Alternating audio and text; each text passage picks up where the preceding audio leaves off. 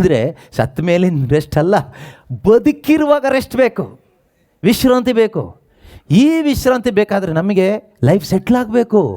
Life ಸೆಟ್ಲಾಗದೆ tension ಆಗುತ್ತೆ ಜೀವನ. ಲೈಫ್ ಸೆಟ್ಲಾಗಬೇಕಾದ್ರೆ ಲೈಫ್ ಒಳಗಡೆ ಬರಬೇಕು. ಆ ಲೈಫೇ Jesus Christ. He is the true life. ಆ ಟ್ರೂ ಲೈಫ್, ನಿನ್ನ ಜೀವನಕ್ಕೆ ಬೇಕಾದ ನಿಜವಾದ ಜೀವ ಅವರೇ. He is the true life needed for your life. ನಿನ್ನ ಜೀವನಕ್ಕೆ ನಿಜವಾದ ಜೀವ ಯೇಸು ಆಗಿದ್ದಾರೆ. ಆ ಯೇಸು ನಿನ್ನ ಒಳಗಡೆ ಪ್ರಕಟಣೆ ಆದಷ್ಟು ನಿನ್ನ ಜೀವನ ರೆಸ್ಟಲ್ಲಿರುತ್ತೆ. ದೇವರ ವಾಕ್ಯಗಳನ್ನು ಧ್ಯಾನಿಸುವುದಕ್ಕಾಗಿ ಪ್ರಭು ಯೇಸು ಕ್ರಿಸ್ತರ ಹೆಸರಿನಲ್ಲಿ ಎಲ್ಲರನ್ನೂ ಕೂಡ ಸ್ವಾಗತಿಸ್ತಾ ಇದ್ದೇವೆ. ಯಾರೆಲ್ಲ ಇಲ್ಲಿದ್ದೀರೋ, ಅಕ್ಕಪಕ್ಕದ ಮನೆಗಳಲ್ಲಿದ್ದೀರೋ ಮತ್ತು ಆನ್ಲೈನ್ನಲ್ಲಿ ಯಾರೆಲ್ಲ ವಚನಗಳನ್ನು ಆಲಿಸ್ತಾ ಇದ್ದೀರೋ, ನಿಮ್ಮೆಲ್ಲರೊಂದಿಗೂ ದೇವರು ಮಾತನಾಡ್ತಾರೆ. ವಾಕ್ಯದ ಮುಖಾಂತರವಾಗಿ ದೇವರ ಸ್ವರಕ್ಕೆ ನಾವು ಕಿವಿಗೊಡೋಣ.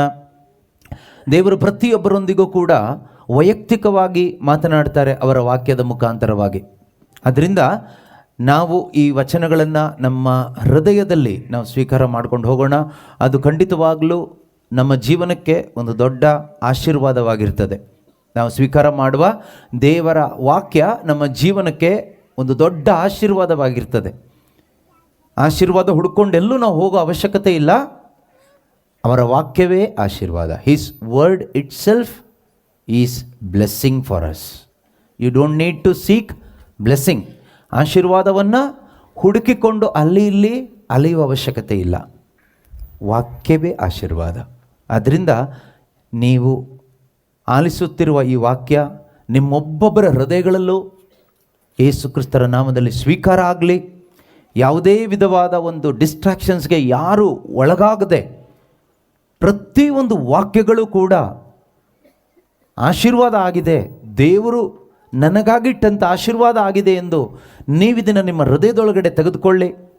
ಏಕಾಗ್ರತೆಯಿಂದ, ಪೂರ್ಣ ಮನಸ್ಸಿನಿಂದ ಖಂಡಿತವಾಗಲೂ ವಾಕ್ಯದ ಆಶೀರ್ವಾದ ಏನು ಅನ್ನೋದು ನಿಮಗೆ ದೇವರೇ ತಿಳಿಸ್ಕೊಡ್ತಾರೆ. ಯಾವ ರೀತಿಯಲ್ಲಿ ಆಗುತ್ತೆ ಅಂದರೆ, ಆಲಿಸುವಂಥ ವಾಕ್ಯ ಒಂದು ಆಶೀರ್ವಾದವಾಗಿ ನಿಮ್ಮಲ್ಲಿ ಅದು ಪರಿಣಮಿಸಿದೆ ಅಂದರೆ ಹೌ ಡು ಯು ನೋ? ಹೇಗೆ ಅರ್ಥ ಆಗುತ್ತೆ? ನಿಮ್ಮ ಜೀವನ ಒಂದು ಆಶೀರ್ವಾದ ಆಗುತ್ತೆ. ನಿಮ್ಮ ಜೀವನ ಒಂದು ಆಶೀರ್ವಾದ ಆಗುತ್ತೆ, ಒಂದು ಬ್ಲೆಸ್ಸಿಂಗ್ ಆಗುತ್ತೆ. ಅದಾಗದೇ ಇದ್ದರೆ ನಿಮ್ಮಲ್ಲಿ ಯೇಸು ಇಲ್ಲ ಅಂತ ಅರ್ಥ.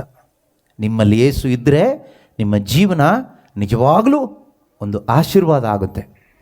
ಯೇಸುವನ್ನು ನಮ್ಮಲ್ಲಿಗೆ ಬರಮಾಡಿಕೊಳ್ಳೋದು ಯಾವ ರೀತಿಯಲ್ಲಿ ಅಂದರೆ ವಾಕ್ಯದ ಮುಖಾಂತರ. ಮಾತೆ ಮರಿಯಮ್ಮನವರು ಹೇಗೆ ಬರಮಾಡಿಕೊಂಡ್ರು ಯೇಸುವನ್ನು? ವಾಕ್ಯದ ಮುಖಾಂತರ. ವಾಕ್ಯವನ್ನು ಅವರು ಸ್ವೀಕಾರ ಮಾಡಿದರು. ಆ ವಾಕ್ಯ ಅವರಲ್ಲಿ ಪವಿತ್ರಾತ್ಮನ ಶಕ್ತಿಯಿಂದ ಮಾಂಸ ಧರಿಸಿತ್ತು. ಅದೇ ರೀತಿಯಲ್ಲಿ ವಾಕ್ಯ ನಾವು ಸ್ವೀಕಾರ ಮಾಡುವಾಗ ಆ ವಾಕ್ಯ ನಮ್ಮ ಆತ್ಮದಲ್ಲಿ ಮಾಂಸ ಧರಿಸ್ತದೆ. ಆತ್ಮದಲ್ಲಿ ಮಾಂಸ ಧರಿಸ್ತದೆ ಅಂದರೆ ಆತ್ಮಿಕವಾಗಿ. ಅಂದರೆ ಯೇಸು ನಮ್ಮಲ್ಲಿ ಜನಿಸ್ತಾರೆ. ಹೇಗೆ? ಪವಿತ್ರಾತ್ಮನ ಶಕ್ತಿಯಿಂದ. ಆಗ ನಮ್ಮ ಜೀವನ ಏನಾಗುತ್ತೆ ಕೇಳಿದರೆ ಒಂದು ಬ್ಲೆಸ್ಸಿಂಗ್ ಆಗುತ್ತೆ. ಧನ್ಯರಾಗ್ತೀವಿ ನಾವು. ಮಾತೆ ಮರಿಯಮ್ಮನವ್ರನ್ನ ಹೇಗೆ ನಾವು ಧನ್ಯರು ಅಂತ ಹೊಗಳ್ತೀವೋ ಅದೇ ರೀತಿಯಲ್ಲಿ ನಮ್ಮ ಜೀವನ ಕೂಡ ಧನ್ಯವಾಗ್ತದೆ, ಒಂದು ಬ್ಲೆಸ್ಸಿಂಗ್ ಆಗುತ್ತೆ. ನಾವು ಕೇವಲ ಕ್ರೈಸ್ತ ಕುಟುಂಬದಲ್ಲಿ ಇದ್ದರೆ ಸಾಕಾಗೋದಿಲ್ಲ.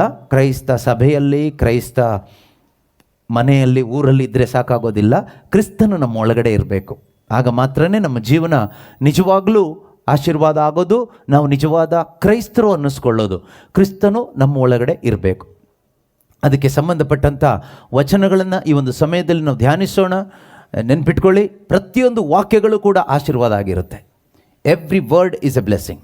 Every word. ಆ ವರ್ಡ್ ನಿಮ್ಮೊಳಗಡೆ ನೀವು ಸ್ವೀಕಾರ ಮಾಡೋದಷ್ಟೇ ನಿಮಗೆ ಬಿಟ್ಟಿದ್ದು. ಬೇರೆ ಯಾವುದೇ ಚಿಂತೆ ಆಲೋಚನೆಗಳಿಗೆ ನಿಮ್ಮ ಮನಸ್ಸನ್ನು ಕೊಡ್ದೇನೆ take this word into your heart. ದೇವರು ನನಗೆ ಕೊಡ್ತಾ ಇರೋದು ಇದು ಅಂತ ಹೇಳಿಬಿಟ್ಟು ಆಶೀರ್ವಾದದ ಬೀಜವಾಗಿ ವಾಕ್ಯಗಳನ್ನ ಕೊಡ್ತಾ ಇದ್ದಾರೆ ದೇವರು ಅಂತ ಒಂದೊಂದು ವಾಕ್ಯಗಳನ್ನ ನೀವೇನು ಮಾಡಿ, take that into your heart. ನಿಮ್ಮ ಹೃದಯಕ್ಕೆ ಅದನ್ನು ನೀವು ತೆಗೆದುಕೊಳ್ಳಿ. ಅದರ ರಿಸಲ್ಟ್ ಜನ ನೋಡ್ತಾರೆ. ನಿಮ್ಮ ಕುಟುಂಬದಲ್ಲಿರೋರು ನೋಡ್ತಾರೆ, ನಿಮ್ಮ ಸಭೆಯಲ್ಲಿರುವವರು ನೋಡ್ತಾರೆ, ನೀವು ಕೆಲಸ ಮಾಡುವ ಸ್ಥಳದಲ್ಲಿರುವವರು ನೋಡ್ತಾರೆ, ನಿಮ್ಮ ಶಾಲೆ ಕಾಲೇಜು ಎಲ್ಲೆಲ್ಲಿ ನೀವಿದ್ದೀರೋ ಅಲ್ಲೆಲ್ಲ ನೋಡ್ತಾರೆ. ಆಯಿತಾ? ಅದಾಗಬೇಕಾದ್ರೆ ವಾಕ್ಯ ನಮ್ಮ ಆತ್ಮದಲ್ಲಿ ಜೀವ ತಾಳಬೇಕು. ವಾಕ್ಯಗಳು ನಮ್ಮ ಆತ್ಮದಲ್ಲಿ ಜೀವ ತಾಳಬೇಕು ಪವಿತ್ರಾತ್ಮನ ಮುಖಾಂತರ. ಅದಕ್ಕೋಸ್ಕರ ನಾವು ಏನು ಮಾಡೋದು ಬೇಡ, ಅದನ್ನು ಸ್ವೀಕಾರ ಮಾಡಿದರೆ ಸಾಕು. ಶ್ರದ್ಧೆಯಿಂದ ವಾಕ್ಯಗಳನ್ನು ಕಳ್ಕೊಳ್ದೇನೆ ಅದನ್ನು ಸ್ವೀಕಾರ ಮಾಡಿದರೆ ಸಾಕು.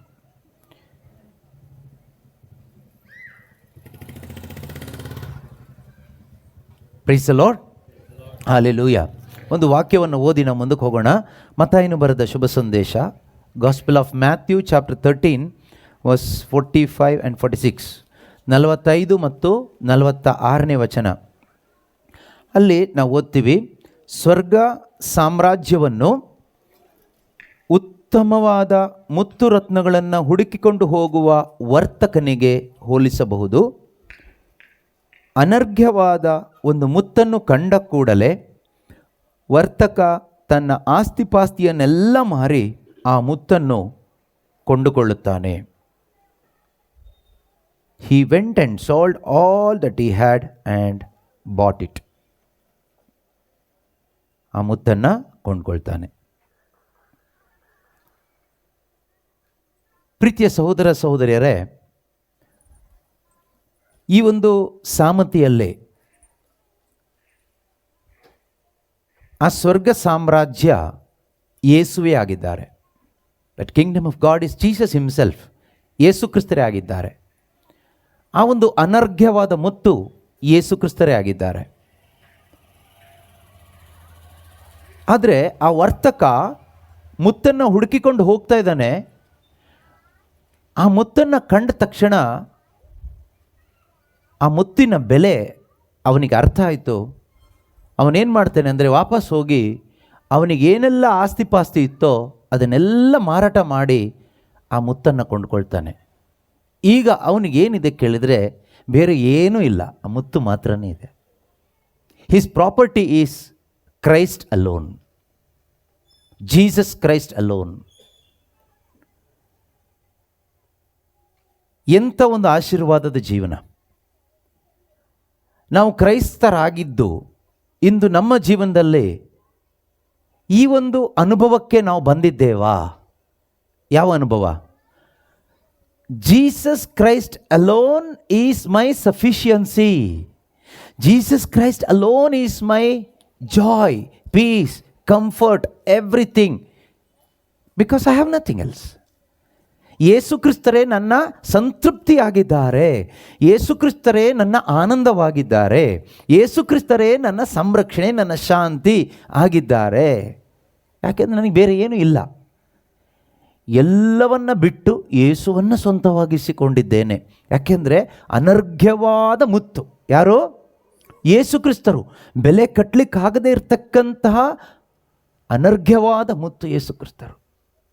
ಯಾರೆಲ್ಲ ಆ ರೀತಿಯಲ್ಲಿ ಇಂದು ಯೇಸುವನ್ನು ನಿಮ್ಮ ಜೀವಿತದಲ್ಲಿ ಸ್ವಂತವಾಗಿಸ್ಕೊಂಡಿದ್ದೀರೋ, ನೀವು ಯಾರು ಕೂಡ ಕ್ರಿಸ್ಮಸ್ ಹಬ್ಬ ಮಾಡಲ್ಲ.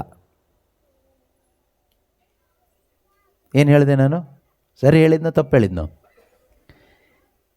ಇಲ್ಲಿರುವ ಹಾಗೆ ಆ ವರ್ತಕನು ತನಗಿರೋದನ್ನೆಲ್ಲ ಮಾರಾಟ ಮಾಡಿ ಆ ಅನರ್ಘ್ಯವಾದ ಮುತ್ತನ್ನು ಕೊಂಡ್ಕೊಳ್ತಾನಲ್ವಾ, ಅದೇ ರೀತಿಯಲ್ಲಿ ನಿಮ್ಮ ಜೀವಿತದಲ್ಲಿ ನಿಮ್ಮ ಸರ್ವ ಪ್ರಯತ್ನದ ಮುಖಾಂತರವಾಗಿ ನೀವು ಮಾಡೋ ಎಲ್ಲ ಕಾರ್ಯಗಳನ್ನ ಎಲ್ಲವನ್ನ ಬಿಟ್ಟು ಯೇಸುವನ್ನು ನೀವು ಯಾರು ಸ್ವಂತವಾಗಿಸ್ಕೊಂಡಿದ್ದೀರೋ, ಅನರ್ಘ್ಯವಾದ ಮುತ್ತಾದ ಯೇಸು ಕ್ರಿಸ್ತನನ್ನು ನೀವು ಸ್ವಾಧೀನ ಮಾಡ್ಕೊಂಡಿದ್ದೀರೋ, ಸ್ವಂತ ಮಾಡ್ಕೊಂಡಿದ್ದೀರೋ, ದೋಸು ಗೈನ್ ಕ್ರೈಸ್ಟ್, ಯೇಸುವನ್ನು ಯಾರು ಸಂಪಾದನೆ ಮಾಡ್ಕೊಂಡಿದ್ದೀರೋ, ಸ್ವಂತವಾಗಿಸ್ಕೊಂಡಿದ್ದೀರೋ, ನೀವು ಯಾರು ಕೂಡ ನಿಜವಾಗ್ಲೂ ಕ್ರಿಸ್ಮಸ್ ಮಾಡೋಕ್ಕಾಗಲ್ಲ. ಕ್ರಿಸ್ಮಸ್ ಹಬ್ಬ ಮಾಡೋಕ್ಕೆ ಆಗಲ್ಲ. ಯಾಕೆ ನಾವು ಕ್ರಿಸ್ಮಸ್ ಮಾಡ್ತೀವಿ? ಕ್ರಿಸ್ಮಸ್ ಯಾಕೆ ಮಾಡ್ತೀರಾ?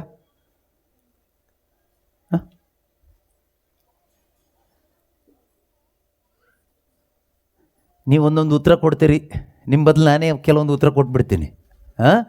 ಕ್ರಿಸ್ಮಸ್ ಯಾಕೆ ಮಾಡ್ತೀರಿ ಕೇಳಿದ್ರೆ, ಯೇಸು ಕ್ರಿಸ್ತರು ಹುಟ್ಟಿದ್ದಾರೆ, ಅದಕ್ಕೆ ನಾವು ಸೆಲೆಬ್ರೇಟ್ ಮಾಡ್ತೀವಿ ಅಂತ.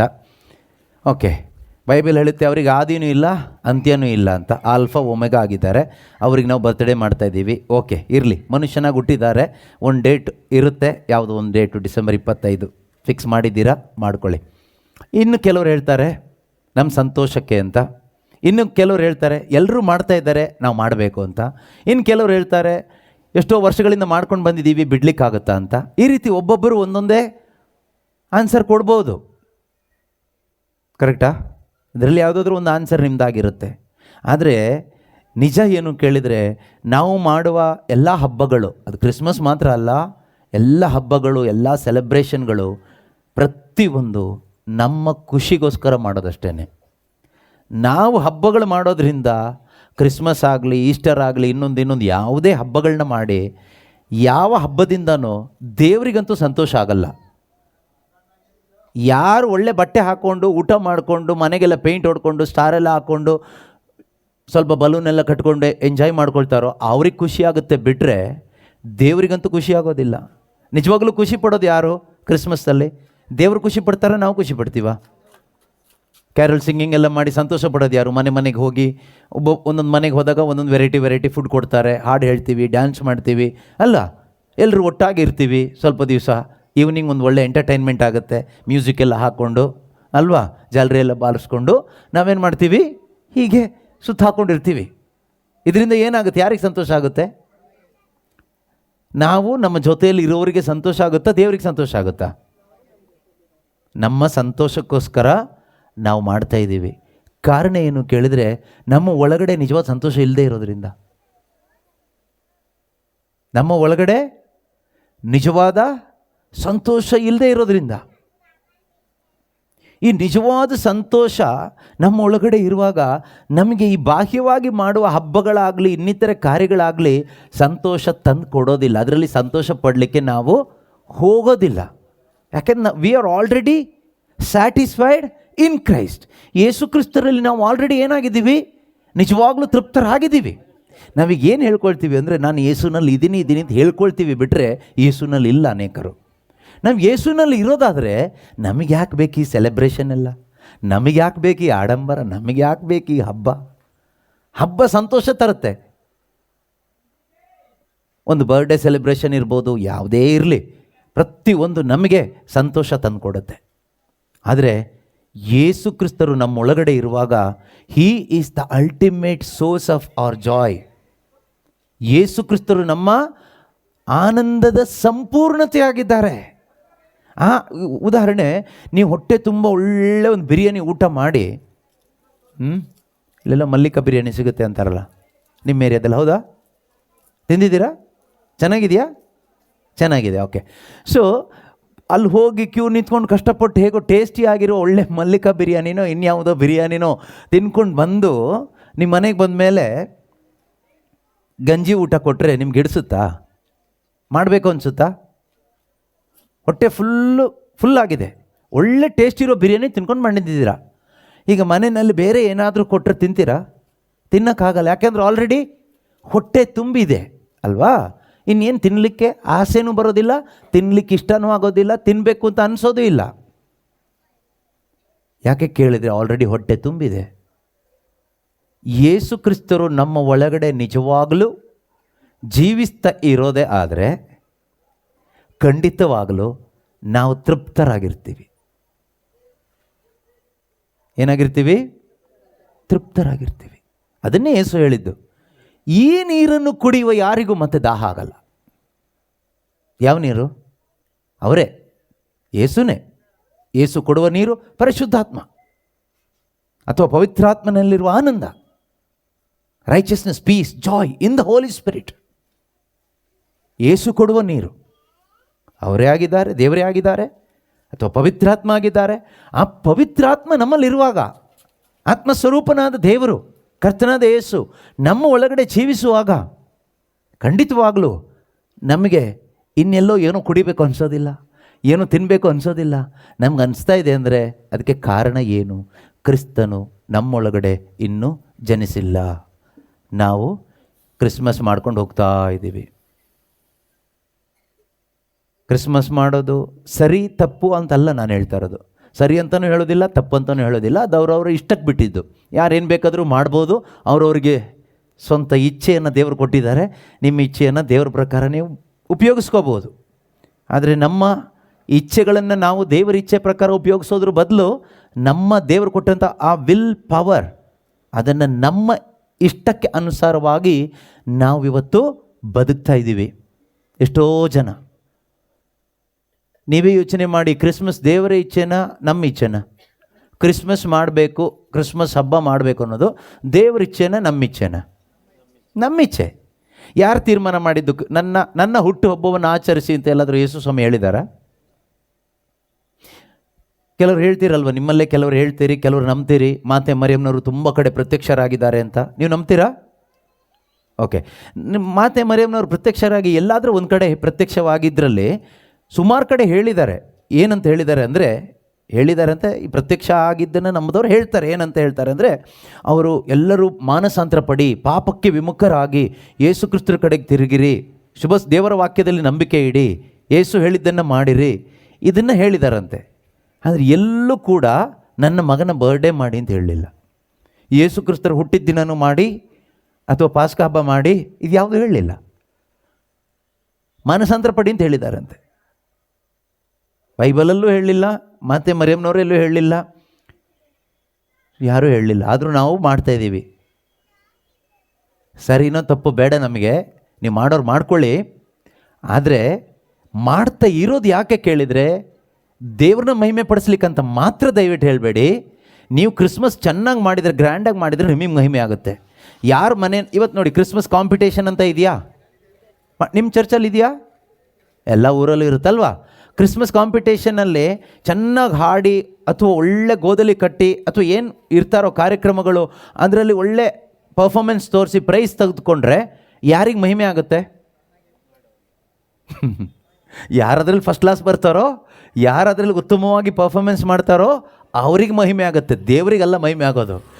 ಹೆಸರು ಮಾತ್ರ ದೇವ್ರದ್ದು. ದೇವ್ರ ಹೆಸರು ಈ ರೀತಿ ಹಾಳು ಮಾಡ್ತಾ ಇದ್ದೀವಿ ಅನೇಕ ಬಾರಿ ನಾವು, ನಮಗೆ ಗೊತ್ತಿಲ್ಲದ ಹಾಗೆ. ಇದೆಲ್ಲ ಮಾಡೋದು ಯಾರ ಹೆಸರಲ್ಲಿ? ಯೇಸು ಸ್ವಾಮಿ ಹೆಸರಲ್ಲಿ. ದೇವರ ಮಹಿಮೆಗಾಗಿ ನಾವು ಮಾಡ್ತಾ ಇದ್ದೀವಿ ಅಂತ. ಇಲ್ಲಿ ಮಹಿಮೆ ಯಾರಿಗೆ? ಫಸ್ಟ್ ಪ್ರೈಸ್ ತಗೊಳ್ಳೋನಿ ಚಪ್ಪಾಳೆ ತಡ್ತೀವಿ ಅಲ್ವಾ? ಯೇಸು ಸ್ವಾಮಿಗ ತಡ್ತೀವಿ, ಫಸ್ಟ್ ಪ್ರೈಸ್ ಅವನಿಗೆ ತಡ್ತೀವಿ. ಸೊ ನಾವೆಲ್ಲದು ಮಾಡ್ತಾ ಇರೋದು ಹೆಚ್ಚು ಕಡಿಮೆ ನಮ್ಮ ಮಹಿಮೆಗೆ. ಈ ಗೋದಲಿ ಕಾಂಪಿಟೇಷನ್ ಇದೆ, ಕ್ರಿಪ್ ಕಾಂಪಿಟೇಷನ್. ಯಾರು ಚೆನ್ನಾಗಿ ಕ್ರಿಪ್ ಮಾಡ್ಕೊಂಡು ಬರ್ತೀರೋ ಅವರಿಗೆ ಬಹುಮಾನ ಇದೆ. ಯಾರ ಮನೇಲಿ ಚೆನ್ನಾಗಿ ಕ್ರಿಪ್ ಮಾಡ್ತಾರೋ, ಯಾವ ವಾರ್ಡ್ ಅವರು ಬೀದಿಯವರು ಚೆನ್ನಾಗಿ ಕ್ರಿಪ್ ಮಾಡ್ತಾರೋ ಅವ್ರಿಗೆ ಬಹುಮಾನ ಇದೆ. ನಿಮ್ಮೂರಲ್ಲಿ ಇದೆಯಾ ಆ ಥರ? ಇದ್ರೆ ಮಾಡಿದೆ ಅಂತ ಪಾಪದ ಕೆಲಸ ಏನಲ್ಲ. ಆದರೆ ದೇವರೇ ಇದರಿಂದ ದೇವರಿಗೆ ಮಹಿಮೆ ಆಗುತ್ತೆ ಅಂತೆಲ್ಲ ಹೇಳ್ಕೊಬೇಡಿ ಅಷ್ಟೇ. ದೇವ್ರ ಮಹಿಮೆಗಾಗಿ ನಾವು ಮಾಡ್ತಾಯಿದ್ದೀವಿ ಅಂತ, ಅದು ನಿಮಗೆ ಮಹಿಮೆ ಆಗುತ್ತೆ. ಯಾರು ಚೆನ್ನಾಗಿ ಮಾಡಿದ್ದೀರೋ ಅವ್ರಿಗೆ ಮಹಿಮೆ ಆಗುತ್ತೆ. ಯಾರು ಚೆನ್ನಾಗಿ ಪರ್ಫಾರ್ಮೆನ್ಸ್ ತೋರಿಸಿದಿರೋ ಅವ್ರಿಗೆ ಮಹಿಮೆ ಆಗುತ್ತೆ, ಬಿಟ್ಟರೆ ದೇವ್ರಿಗೆ ಮಹಿಮೆ ಆಗೋದಿಲ್ಲ. ನಾನೇನು ಹೇಳ್ತಾ ಬಂದೆ ಅಂದರೆ, ಈ ಲೋಕದಲ್ಲಿ ನಾವು ಮಾಡುವ ಪ್ರತಿಯೊಂದು ಕಾರ್ಯಗಳು, ಇವತ್ತೇನು ಮಾಡ್ತಾಯಿದ್ದೀವೋ ದೇವರ ಹೆಸರಲ್ಲಿ, ಅದರಲ್ಲಿ ಅನೇಕ ಕಾರ್ಯಗಳು ನಮ್ಮ ಸ್ವಂತ ಖುಷಿಗಾಗಿ, ನಮ್ಮ ಸ್ವಂತ ಸಂತೋಷಕ್ಕಾಗಿ, ನಮ್ಮ ಸ್ವಂತ ಆನಂದಕ್ಕಾಗಿ, ನಮ್ಮ ಸ್ವಂತ ಮಹಿಮೆಗಾಗಿ ನಾವು ಮಾಡುವಂಥ ಕಾರ್ಯಗಳಾಗಿದೆ. ಆದರೆ ಬೇಸರದ ವಿಷಯ ಏನು ಕೇಳಿದರೆ, ಇದನ್ನೆಲ್ಲ ದೇವರ ಹೆಸರಲ್ಲಿ, ಯೇಸುವಿನ ಹೆಸರಲ್ಲಿ, ದೇವರ ಮಹಿಮೆಗೆ ಅಂತ ಹೇಳಿಕೊಂಡು ನಾವು ಮಾಡ್ತೀವಿ. ಅದು ಮಹಾ ದೈವದ್ರೋಹ ಆಗುತ್ತೆ. ದೇವರ ನಾಮವನ್ನು ದುರುಪಯೋಗ ಪಡಿಸ್ದಾಗುತ್ತೆ. ಆ ಕೆಲಸವನ್ನು ನಾವು ಈ ಕ್ರಿಸ್ಮಸ್ ಹೆಸರಲ್ಲಿ ಮಾಡಬಾರ್ದು. ಆದರೆ ಪ್ರೀತಿಯ ಸಹೋದರ ಸಹೋದರಿಯರೇ, ಈ ದೇವರು ಮನುಷ್ಯನಾಗಿ ಹುಟ್ಟಿದ್ದಾರೆ. ದೇವರೇ ನಿಮಗೆ ಸ್ತೋತ್ರ. ಅಪ್ಪ ತಂದೆಯಾದ ದೇವರೇ, ನಿನ್ನ ಒಬ್ಬನೇ ಮಗನನ್ನು ಕಳಿಸ್ಕೊಟ್ಟಿದ್ದೀಯಾ. ಆ ಸ್ತೋತ್ರ ಹೇಳಿ, ದೇವರನ್ನ ಆರಾಧನೆ ಮಾಡಿ, ಧನ್ಯವಾದ ಹೇಳಿ ಕ್ರಿಸ್ಮಸ್ ಹಬ್ಬ ಆಚರಿಸೋದು ತಪ್ಪಂತ ನಾನು ಹೇಳ್ತಾ ಇಲ್ಲ. ಆದರೆ ನಾವು ಮಾಡ್ತಾ ಇರೋ ಕ್ರಿಸ್ಮಸ್ ಯಾಕೆ ಕೇಳಿದರೆ, ನಮ್ಮ ಸಂತೋಷಕ್ಕಾಗಿ, ನಮ್ಮ ಖುಷಿಗಾಗಿ, ನಮ್ಮ ಆನಂದಕ್ಕಾಗಿ, ನಮ್ಮ ತೃಪ್ತಿಗಾಗಿ, ನಮ್ಮ ಮಹಿಮೆಗೋಸ್ಕರ ನಾವು ಮಾಡ್ಕೊಳ್ತಾ ಇರ್ತೀವಿ. ಕಾರಣ ಏನು ಅಂದರೆ, ಅನರ್ಘ್ಯವಾದ ಮುತ್ತು ಯೇಸು. ಆ ಯೇಸುವನ್ನು ನಾನಿನ್ನೂ ಕೂಡ ಸ್ವಂತವಾಗಿಸ್ಕೊಂಡಿಲ್ಲ. ಯೇಸು ಕ್ರಿಸ್ತರನ್ನು ನೀವು ಸ್ವಂತವಾಗಿಸ್ಕೊಂಡ ಮೇಲೆ ಈ ಕ್ರಿಸ್ತನಲ್ಲಿ ನಿಮಗೆ ಎಲ್ಲ ಇದೆ. Christ is everything for you. There is no lacking in Christ in you. ನಿನ್ನ ಒಳಗಡೆ ಕ್ರಿಸ್ತನು ನಿಜವಾಗಲೂ ರೂಪುಗೊಳ್ತಾ ಇರೋದಾದರೆ, ಕ್ರಿಸ್ತನು ನಿಜವಾಗಲೂ ಇರೋದಾದರೆ, ಇದೊಂದು ರೆವಲೇಷನ್ ಆಗಿ ನಮಗೆ ಬರಬೇಕು. ನಮ್ಮ ಒಳಗಡೆ ಇದೊಂದು ಅನುಭವ ಆಗಬೇಕು. ಕ್ರೈಸ್ಟ್ ಅನ್ನೋದು ಒಂದು ನಾಲೆಡ್ಜ್ ಆಗಬಾರ್ದು, ಒಂದು ಎಕ್ಸ್ಪೀರಿಯನ್ಸ್ ಆಗಬೇಕು. ಓಕೆ, ಯೇಸು ಅನ್ನೋದೊಂದು ಅರಿವು ಮಾತ್ರ ಆಗಬಾರ್ದು, ಒಂದು ಅನುಭವ ಆಗಬೇಕು. ಓಕೆ, ಯೇಸು ನಮ್ಮ ಒಳಗಡೆ ಅನುಭವ ಆಗೋದು ಹೇಗೆ? Through the word of god. ವಾಕ್ಯ ಆಲಿಸ್ತಾ ಸತ್ಯದ ಪ್ರಕಟಣೆಗಳ ಮುಖಾಂತರ, ವಾಕ್ಯದ ಅರಿವಿನಿಂದ ಕ್ರಿಸ್ತನು ನಮ್ಮಲ್ಲಿ ಏನಾಗ್ತಾನೆ, ಒಂದು ಅನುಭವ ಆಗ್ತಾ ಹೋಗ್ತಾನೆ. ಯೇಸು ನಮ್ಮಲ್ಲಿ ಅನುಭವ ಆದಷ್ಟು ನಾವೇನು ಹೇಳ್ತೀವಿ ಗೊತ್ತಾ, ನಮಗೆ ಬೇರೆ ಯಾವ ಅನುಭವನೂ ಬೇಡ ಅಂತೀವಿ. ಯಾಕೆ ಅಂದರೆ ನನ್ನ ಒಳಗಡೆ ಇರ್ತಕ್ಕಂಥ ಈ ಒಂದು ಕ್ರಿಸ್ತನ ಮಹಿಮೆ ಇದೆಯಲ್ವಾ, ಕ್ರಿಸ್ತನ ಅನುಭವ ಅಂತಕ್ಕಂಥದ್ದು, ದಾವೀದ ಹೇಳ್ತಾನೆ, ಪ್ರಾಣಕ್ಕಿಂತಲೂ ಮಿಗಿಲಾದದ್ದು. Your love is greater than life. ಪ್ರಾಣಕ್ಕಿಂತ ಮಿಗಿಲಾದದ್ದು. ಆ ಅನುಭವ ಅನುಭವಿಸಿನೇ ಪೌಲರು ಹೇಳ್ತಾ ಇದ್ದಾರೆ, who can separate me from that love. ಆ ಪ್ರೀತಿ, ಆ ಕ್ರಿಸ್ತನ ಪ್ರೀತಿಯಿಂದ ಅಥವಾ ದೇವರ ಪ್ರೀತಿಯಿಂದ, ಲವ್ ಆಫ್ ಗಾಡಿಂದ ನನ್ನನ್ನು ಸಪ್ರೇಟ್ ಮಾಡಲಿಕ್ಕೆ ಯಾರಿಂದ ಆಗುತ್ತೆ? ಯಾವುದರಿಂದ ಆಗುತ್ತೆ? ಈ ಪ್ರಪಂಚದಲ್ಲಿರುವ ಯಾವ ಸುಖಕ್ಕೂ ಆಗೋದಿಲ್ಲ, ಯಾವ ಕಷ್ಟಕ್ಕೂ ಆಗೋದಿಲ್ಲ, ಭವಿಷ್ಯಕ್ಕೂ ಆಗೋದಿಲ್ಲ, ಪಾಸ್ಟ್ ಎಕ್ಸ್ಪೀರಿಯನ್ಸ್ಗೂ ಆಗೋದಿಲ್ಲ, ಯಾವುದಕ್ಕೂ ಆಗೋದಿಲ್ಲ. ಇನ್ಫ್ಯಾಕ್ಟ್ ದೇವದೂತರಿಗೂ ಕೂಡ ಆಗೋದಿಲ್ಲ ಅಂತ ಹೇಳ್ತಾರೆ. ದೇವದೂತರಿಗೂ ಆಗೋದಿಲ್ಲ, ಯಾರಿಗೂ ಆಗೋದಿಲ್ಲ. ಯಾವುದರಿಂದ ನಮ್ಮನ್ನು ಸಪ್ರೇಟ್ ಮಾಡಲಿಕ್ಕೆ? ಆ ಪ್ರೀತಿಯಿಂದ ಸಪ್ರೇಟ್ ಮಾಡಲಿಕ್ಕೆ. ದೇವರ ಪ್ರೀತಿಯೇ Yesu Krista. Christ in you is the manifestation of the love of God. ದೇವರ ಪ್ರೀತಿಯ ಅವತಾರವಾಗಿದೆ ನಮ್ಮಲ್ಲಿ, ದೇವರ ಪ್ರೀತಿಯ ಪ್ರಕಟವಾಗೋದಾಗಿದೆ ಯೇಸು ನಮ್ಮಲ್ಲಿ ಇರ್ತಕ್ಕಂಥದ್ದು. ಇದೇನೋ ಒಂದು ಇನ್ಫಾರ್ಮೇಷನ್ ಅಲ್ಲ ಪ್ರೀತಿಯ ಸಹೋದರ ಸಹೋದರಿಯರೇ. ನಮಗೀಗ ನಾವೊಂದು ಆ ಅನುಭವಕ್ಕೆ ಬಾರದೇ ಇರೋದ್ರಿಂದ ನಮಗೆ ಕಷ್ಟ ಆಗ್ತಾ ಇರ್ಬೋದು. ಇವ್ರು ಏನೋ ಹೇಳ್ತಾ ಇದ್ದಾರೆ, ಇದಕ್ಕೂ ನಮಗೂ ಟ್ಯಾಲಿ ಆಗ್ತಾ ಇಲ್ಲ, ನಾವೆಲ್ಲೋ ಇದ್ದೀವಿ, ಇವ್ರು ಏನೋ ಹೇಳ್ತಾ ಇದ್ದಾರೆ, ಇದೆಲ್ಲ ಆಗುವಂಥದ್ದಾ, ಇದೆಲ್ಲ ನೆರವೇರುತ್ತಾ ಅಂತ. ಖಂಡಿತವಾಗಲೂ ಇದೆಲ್ಲ ನೆರವೇರ್ತಾನೇ ಇದೆ. ನಿಮ್ಮ ಜೀವನದಲ್ಲಿ ಆಗದೇ ಇದ್ದರೆ ನಿಮಗೆ ಅದಕ್ಕೆ ಸಂಬಂಧಪಟ್ಟ ಶುಭವಾರ್ತೆ ಸಿಗದೇ ಇರೋದ್ರಿಂದ, ಆ ಸತ್ಯದ ಅರಿವು ನಿಮಗೆ ಆಗದೇ ಇರೋದ್ರಿಂದ ಅದು ಆಗ್ತಾ ಇಲ್ಲ ಅಷ್ಟೇ, ಬಿಟ್ಟರೆ ಬೇರೆ ಯಾವುದು ಕಾರಣ ಅಲ್ಲ. ನೋಡಿ, ಅವನು ಅನರ್ಘ್ಯವಾದ ಮುತ್ತು ಅವನಿಗೆ ಸಿಕ್ಕಿದಾಗ, ಅದರ ಬೆಲೆ ಗೊತ್ತಾದಾಗ, ಅವನು ತನಗಿರೋದನ್ನೆಲ್ಲ ಮಾರಾಟ ಮಾಡ್ತಾನಂತೆ. ಏನೂ ಉಳಿಸ್ಕೊಳ್ಳಿಲ್ಲ. Nothing is left. Christ alone, Yesu ಮಾತ್ರ. ನಮಗೆ ಹೇಗಾಗ್ಬಿಟ್ಟಿದೆ ಗೊತ್ತಾ, ನಾವು ಮನುಷ್ಯರಲ್ವಾ ಬ್ರದರ್? ಜೀಸಸ್ ಬೇಕು, ಫಸ್ಟ್ ಜೀಸಸ್ ಪ್ಲಸ್ ಇದು ಪ್ಲಸ್ ಇದು ಪ್ಲಸ್ ಇದು ಪ್ಲಸ್ ಇದು. ಜೀಸಸ್ ಬೇಕು, ನಮಗೆಲ್ರಿಗೂ ಜೀಸಸ್ ಬೇಕಾ? ಜೀಸಸ್ ಬೇಕು, ಜೊತೆಗೆ ಇದು ಬೇಕು, ಜೊತೆಗೆ ಅದು ಬೇಕು, ಇದು ಬೇಕು, ಅವನು ಬೇಕು, ಇವನು ಬೇಕು, ಇವಳು ಬೇಕು, ಅದು ಬೇಕು, ಇದು ಬೇಕು, ಎಲ್ಲ ಬೇಕು. ನಾವು ಇಲ್ಲಿರುವಾಗ ಇದೆಲ್ಲ ಬೇಕೋ ಬೇಡವೋ? ಇದೆಲ್ಲ ಸೃಷ್ಟಿ ಮಾಡಿದ್ದು ಯಾರು? ದೇವರೇ. ಯಾರಿಗಾಗಿ? ನಮಗಾಗಿದ್ದು ನಾವು ತಿಳ್ಕೊಂಡಿದ್ವಿ, ಎಲ್ಲ ಕ್ರಿಸ್ತನಿಗಾಗಿ ಸೃಷ್ಟಿ ಮಾಡಿದ್ದು. ಆಯಿತಾ?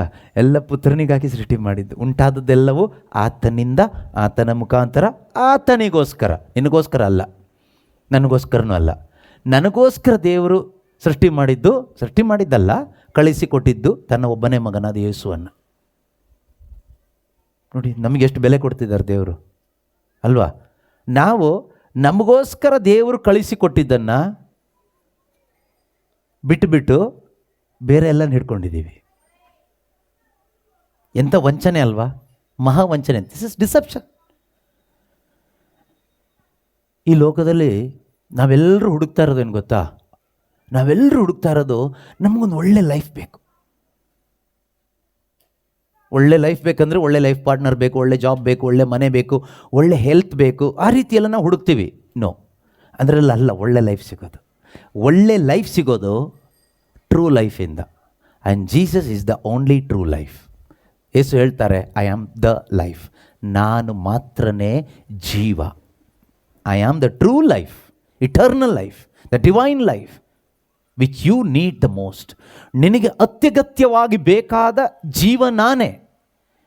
So if you truly find Jesus in your life, ನಿನ್ನ ಜೀವಿತದಲ್ಲಿ ಈ ಯೇಸು ಸಿಗಬೇಕು. ಸುಮ್ಮನೆ ಯಾವುದೋ ಇಮೋಷ್ನಲ್ ಯೇಸು ಅಲ್ಲ, ಕರಿಸ್ಮ್ಯಾಟಿಕ್ ಜೀಸಸ್ ಅಲ್ಲ. ಮತ್ತು ಕರಿಸ್ಮ್ಯಾಟಿಕ್ ರಿಟ್ರೀಟಲ್ಲಿ ಹೋದಾಗ ಜೀಸಸ್ ಸಿಗ್ತಾರ, ನಂಗೆ ಜೀಸಸ್ ಸಿಕ್ಕಿದ್ರು ಅಂತಾರೆ 3 ದಿವಸ. ಇನ್ನು ಕೆಲವರು ನನಗೆ ಕನಸಲ್ಲಿ ಜೀಸಸ್ ಸಿಕ್ಕಿದ್ರು ಅಂತಾರೆ. ಇನ್ನು ನನಗೆ ಅವರು ಪ್ರಬೋಧನೆ ಮಾಡುವಾಗ ಜೀಸಸ್ ಸಿಕ್ಕಿದ್ರು ಅಂತಾರೆ. ಇದು ಪ್ರಬೋಧನೆಯಲ್ಲಿ ಅಲ್ಲಿ ಇಲ್ಲಿ ಸಿಗುವಂಥ ಜೀಸಸ್ ಅಲ್ಲ. ಇದು ಶುಭ ಸಂದೇಶದ ಮೂಲಕ, ಥ್ರೂ ದ ಗಾಸ್ಪಲ್, ನಿನ್ನ ಹೃದಯದಲ್ಲಿ ಪವಿತ್ರಾತ್ಮನ ಪ್ರಕಟಪಡಿಸಿಕೊಡುವ ಯೇಸು. ಶುಭ ಸಂದೇಶದ ಮೂಲಕ ನಿನ್ನ ಹೃದಯದಲ್ಲಿ ಪವಿತ್ರ ಆತ್ಮ ಪ್ರಕಟಪಡಿಸಿಕೊಡುವ ಯೇಸು, ಈ ಬೈಬಲ್ನಲ್ಲಿರ್ತಕ್ಕಂಥ ಯೇಸು. ನಾನೇ ಮಾರ್ಗ, ನಾನೇ ಸತ್ಯ, ನಾನೇ ಜೀವ ಎಂದು ನುಡಿದು ಇಂದಿಗೂ ಜೀವಂತವಾಗಿ ಇರುವ, ನಿತ್ಯಕ್ಕೂ ಜೀವಿಸುವ ಸರ್ವಶಕ್ತನಾದ ದೇವರಾದ, ದೇವರ ಪುತ್ರನಾದ, ರಕ್ಷಕನಾದ ಯೇಸು. ಆ ಯೇಸು ಸಿಗಬೇಕು. ಇನ್ಯಾವುದೋ ಜೀಸಸ್ ಸಿಕ್ಕಿ ಪ್ರಯೋಜನ ಇಲ್ಲ. This true Jesus. ಆ ಜೀಸಸ್ ಸಿಕ್ಕಿದ್ರೆ ಏನು ಸಿಗುತ್ತೆ ಕೇಳಿದರೆ, you will find the true life. ನಮಗೆ ನಿಜವಾದ ಲೈಫ್ ಅನ್ನೋದು ಸಿಗೋದೇ ಕ್ರೈಸ್ಟಿಂದ, ಜೀಸಸ್ಸಿಂದ. ಆಗ ನಮಗೆ ನಿಜವಾದ ಲೈಫ್ ಸಿಕ್ಕಿದ ಮೇಲೆ we are list bothered about life. ಅರ್ಥ ಆಗ್ತಿದೆ ನಿಮಗೆ? ನಮಗೆ ನಿಜವಾದ ಯೇಸು ಹೇಳ್ತಾರೆ, ನಾನೇ ಜೀವ ಅಥವಾ ಜೀವನ, ನಾನೇ ನಿಜವಾದ ಜೀವ ಅಥವಾ ಜೀವನ. ಈಗ ಯೇಸು ನಮಗೆ ಸಿಕ್ಕಿದ್ರು ಅಂತ ತಿಳ್ಕೊಳ್ಳಿ. ಸಿಕ್ಕಿ ಆದಮೇಲೆ ನೀವು ನಿಜವಾದ ಯೇಸುವನ್ನು ಕಂಡ್ಕೊಂಡ್ಮೇಲೆ ನಿಮಗೇನು ಸಿಕ್ತು? ಜೀವನ ಸಿಕ್ತು, ಲೈಫ್ ಸಿಕ್ತು. ಈಗ ನೀವು ಈ ಪ್ರಪಂಚದಲ್ಲಿ ಪ್ರಾಪಂಚಿಕವಾಗಿ ಲೈಫ್ ಸೆಟ್ಲ್ ಆಗಲಿಕ್ಕೆ, ಲೈಫ್ನ ಬೆಟರ್ ಮಾಡಿಕೊಳ್ಳಲಿಕ್ಕೆ ಏನಾದರೂ ಒದ್ದಾಡ್ತೀರಾ? ಒದ್ದಾಡೋ ಅವಶ್ಯಕತೆ ಬರುತ್ತಾ? ಬರೋದಿಲ್ಲ. ಆವಾಗಲೇ ಹೇಳಿದ್ನಲ್ವ, ಹೊಟ್ಟೆ ತುಂಬ ರುಚಿಯಾದ ಅಡುಗೆ ಊಟ ಮಾಡಿ ಇನ್ನೇನು ಮಲ್ಗೋಕ್ಕೆ ಹೋಗಬೇಕು ಅಷ್ಟೇ. ನೈಟ್ ಒಳ್ಳೆ ಊಟ ಮಾಡಿದ್ದೀರಿ, ಹೊಟ್ಟೆ ತುಂಬ ಒಳ್ಳೆ ಬಿರಿಯಾನಿ ತಿಂದಿದ್ದೀರಿ, ಇನ್ನೇನು ಮಲ್ಗ್ಲಿಕ್ಕೆ ಹೋಗಬೇಕು. ನೀವು ಅದನ್ನು ಬಿಟ್ಬಿಟ್ಟು ಏನಪ್ಪ ತಿನ್ನೋದು ಅಂತ ಮತ್ತೆ ಏನಾದರೂ ಅಡುಗೆ ಹುಡುಕ್ತಾ ಹೋಗ್ತೀರಾ? ಕಿಚನಿಗೆ ಹೋಗ್ತೀರಾ ಮತ್ತೆ, ಅಥವಾ ಬೆಡ್ರೂಮಿಗೆ ಹೋಗ್ತೀರಾ? ನೈಟ್ ಒಳ್ಳೆ ಬಿರಿಯಾನಿ ತಿಂದಿದ್ದೀರಾ, ಮಲ್ಲಿಕಾ ಬಿರಿಯಾನಿ ನಿಮ್ಮೂರ ಪಕ್ಕದಲ್ಲಿರೋದು, ಓಕೆ, ತಿಂದಿದ್ದೀರಿ, ಅಥವಾ ಎಲ್ಲಿಂದನೂ ಒಳ್ಳೆ ಬಿರಿಯಾನಿ, ನಂಬರ್ 1 ಬಿರಿಯಾನಿ ತಿಂದ್ರಿ.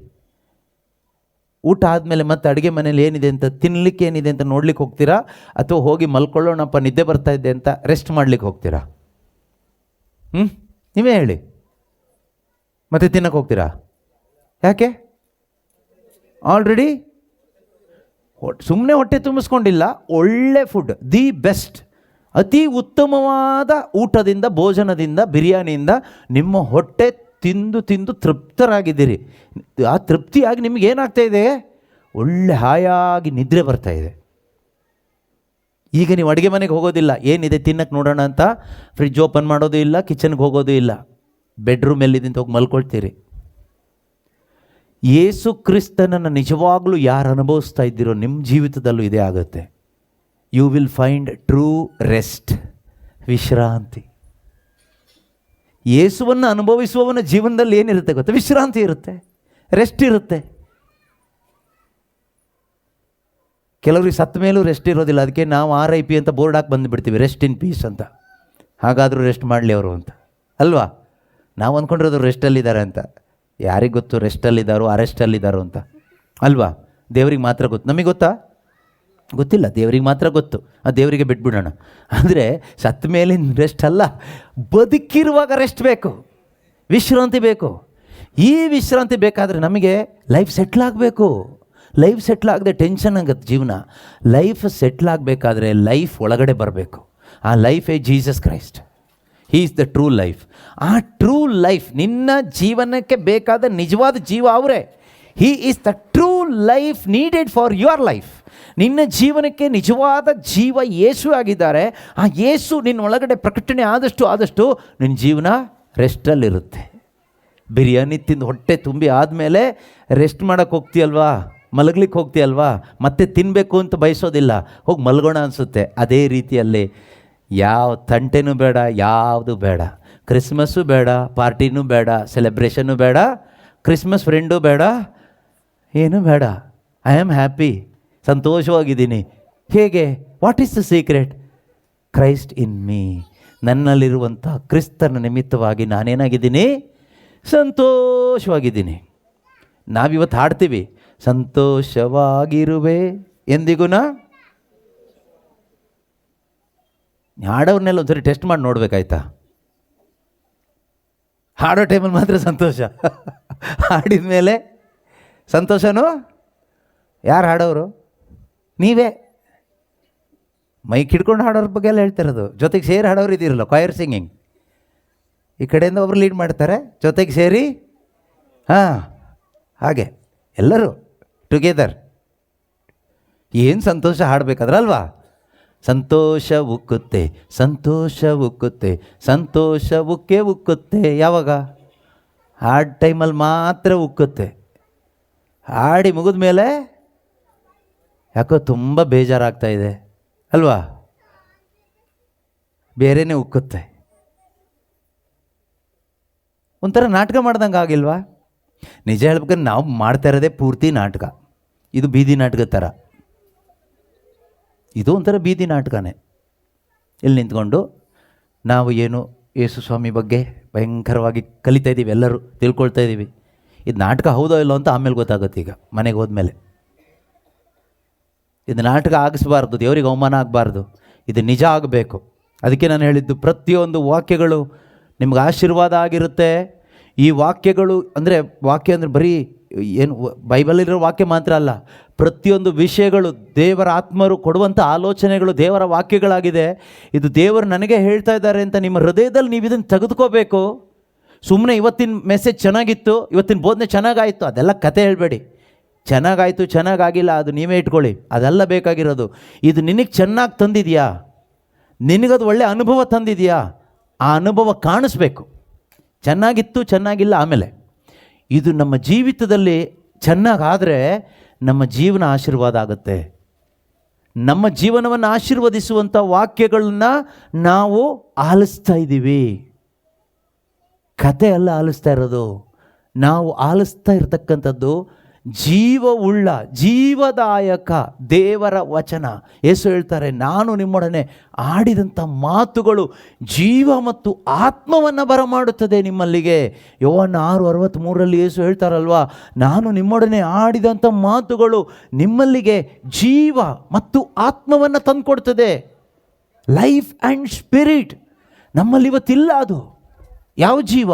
ಇದು ಯಾವುದೋ ಬೇರೆ ಜೀವ ಅಲ್ಲ, ಆ ಸ್ವರ್ಗೀಯವಾದ ಜೀವ. ಯೇಸು ಹೇಳ್ತಾರೆ, ನಾನೇ ಜೀವ. ಆ ಯೇಸುವನ್ನು ನಮ್ಮಲ್ಲಿಗೆ ಬರಮಾಡುತ್ತೆ ಅವರ ವಾಕ್ಯಗಳು. ಬರಮಾಡದೇ ಇದ್ದರೆ something is wrong in my heart. ಇಲ್ಲ, ನಾನು ಇಷ್ಟು ವಾಕ್ಯ ಕೇಳಿಸ್ಕೊಳ್ತಾ ಇದ್ದೀನಿ, ಯಾಕೆ ಯೇಸು ಬರ್ತಾ ಇಲ್ಲ? ನಿನ್ನ ಹೃದಯ ಕಲ್ಲು ಬಂಡೆ ಥರ ಇದೆ, ಅಥವಾ ನಿನ್ನ ಹೃದಯ ಕಾಲ್ದಾರಿ ಥರ ಇದೆ, ಅಥವಾ ನಿನ್ನ ಹೃದಯ ಮುಳ್ಳು ಪೊದೆಯಾಗಿದೆ. ಅದಕ್ಕೇನೆ ಕ್ರಿಸ್ತನ ಅನುಭವ ಆಗ್ತಾ ಇಲ್ಲ. ಈಗ ಸರಿಪಡಿಸ್ಕೊಳ್ಳೋದು ಹೇಗೆ? ಕುತ್ಕೋಬೇಕು, ಆಲಿಸಬೇಕು, ಇನ್ನೂ ಆಲಿಸಬೇಕು, ಇನ್ನೂ ಹೆಚ್ಚಾಗಿ ಆಲಿಸಿ. ದೇವರ ವಾಕ್ಯವನ್ನು ಆಲಿಸಿ ಆಲಿಸಿ ಆಲಿಸಿ ಏನು ಮಾಡುತ್ತೆ? ಈ ವಾಕ್ಯ ನಮ್ಮ ಒಳಗಡೆ ಇರ್ತಕ್ಕಂಥ ಈ ಕಾಠಿಣ್ಯತೆಯನ್ನು ತೆಗೆದುಹಾಕುತ್ತೆ. ಕಲ್ಲು ನೆಲದಂತೆ ಇರುವಂಥ ಈ ಅವಸ್ಥೆಯನ್ನು, ದುರವಸ್ಥೆಯನ್ನು ತೆಗೆದುಹಾಕುತ್ತೆ, ದೂರ ಮಾಡುತ್ತೆ. ಮುಳ್ಳು ಪೊದೆಗಳಂತಿರ್ತಕ್ಕಂಥ ಈ ದುರವಸ್ಥೆಯನ್ನು ತೆಗೆದುಹಾಕುತ್ತೆ. ನಮ್ಮ ಹೃದಯ ನಿಧಾನ ನಿಧಾನ ಫಲವತ್ತಾದ ಅಥವಾ ಫಲ ತರುವ, ಆ ಫಲ ಯೇಸು, ಆ ಫಲ ನಮ್ಮಿಂದ ಹೊರಗೆ ಬರುತ್ತೆ. ಆ ಫಲ ತರುವ ಉತ್ತಮ ಭೂಮಿಯಾಗಿ ನಾವು ಪ್ರಜ್ವಲಿಸ್ತೀವಿ. ಅದಾಗಬೇಕು. ಅದಾಗದೇ ಇದ್ದರೆ ಖಂಡಿತವಾಗಲೂ ನಾವು ದೇವರಿಗೆ ಅವಮಾನ ಮಾಡ್ದಂಗೆ ಆಗುತ್ತೆ. ಕ್ರಿಸ್ಮಸ್ ಮಾಡಿ ದೇವರಿಗೆ ಅವಮಾನ ಮಾಡ್ದಂಗೆ ಆಗುತ್ತೆ. ಕ್ರಿಸ್ಮಸ್ ಮಾಡಿ ದೇವರಿಗೆ ಅವಮಾನ ಮಾಡ್ದಂಗೆ ಆಗುತ್ತೆ. ಮನೆ ಮುಂದೆ ಸ್ಟಾರ್ ನೇತು ಹಾಕ್ಕೊಂಡು, ದೊಡ್ಡ ಸ್ಟಾರ್ ಹಾಕ್ಕೊಂಡು ಯೇಸು ಕ್ರಿಸ್ತರಿಗೆ ಅವಮಾನ ಮಾಡ್ದಂಗೆ ಆಗುತ್ತೆ.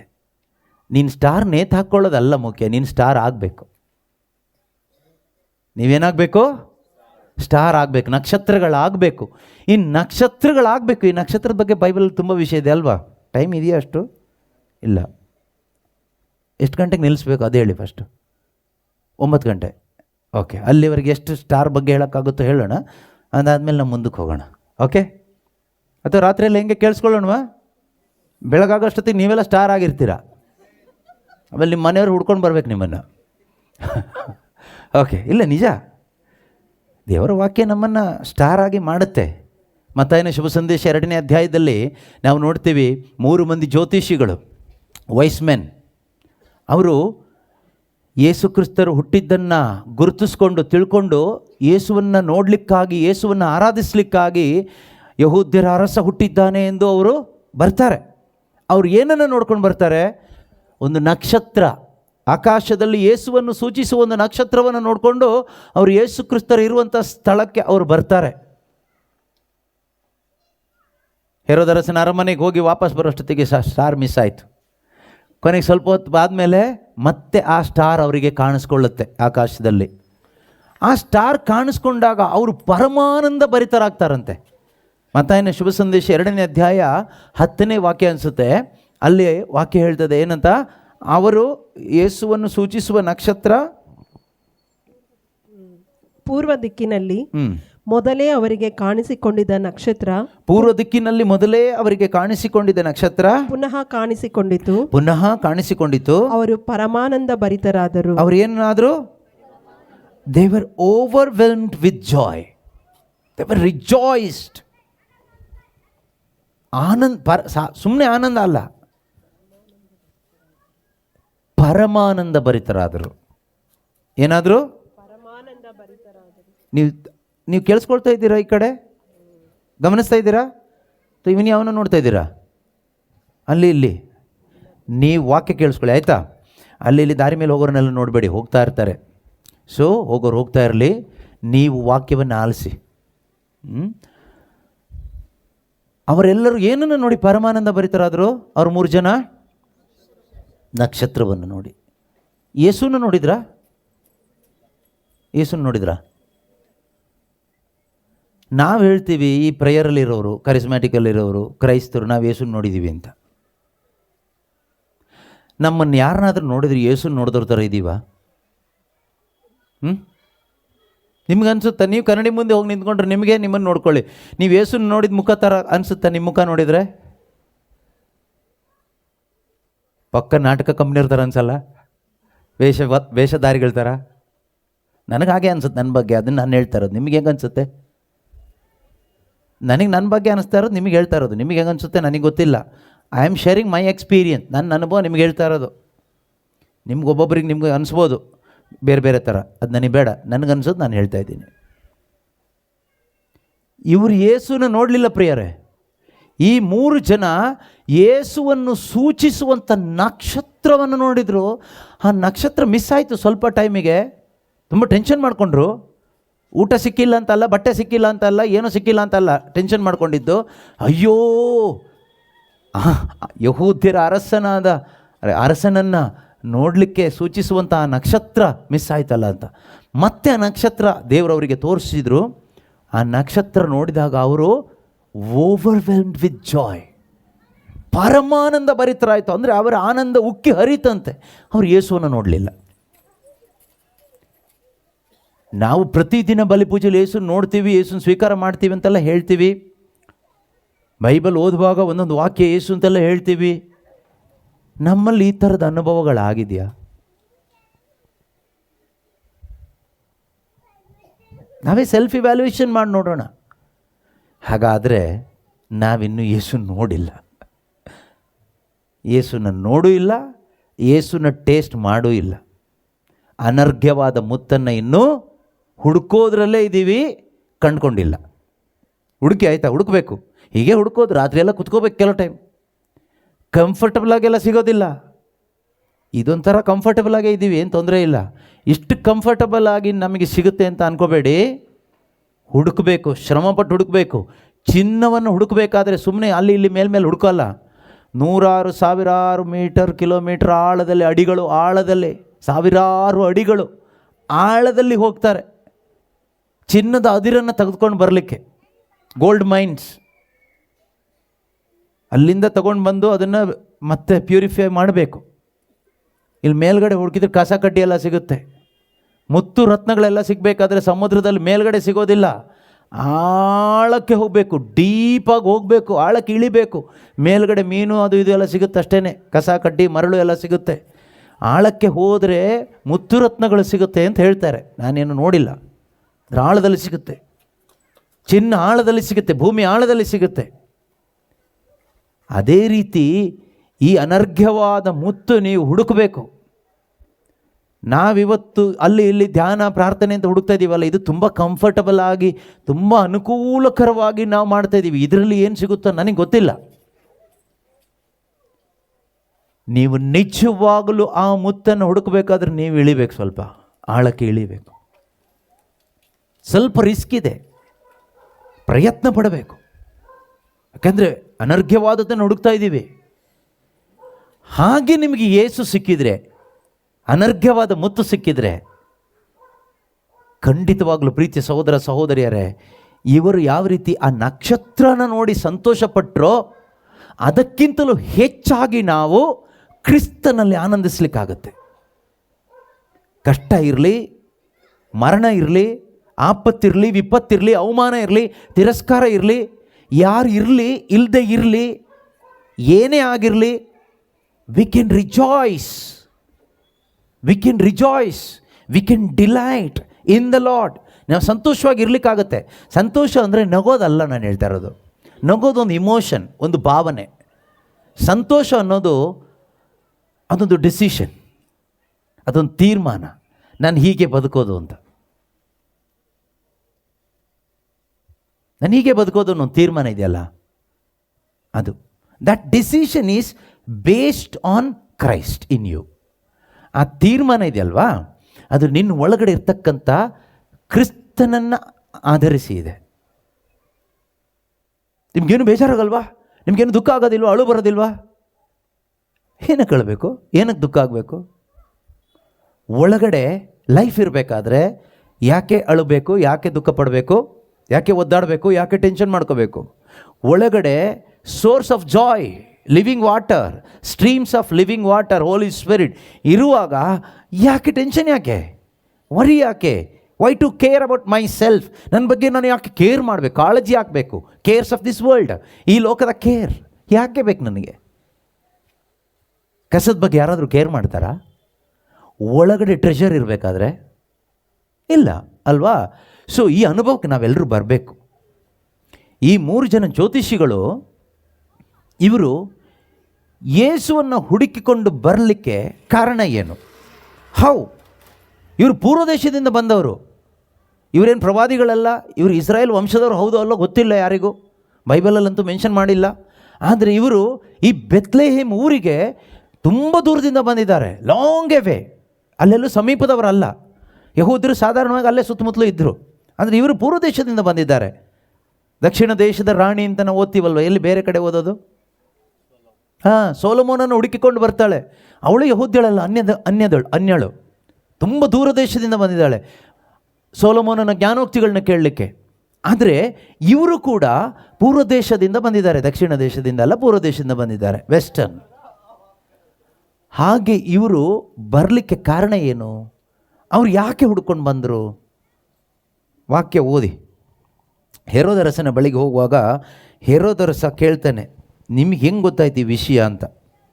ಆಗ ಅವ್ರೇನು ಹೇಳ್ತಾರೆ ಗೊತ್ತಾ? They told him. 5ನೇ ವಾಕ್ಯ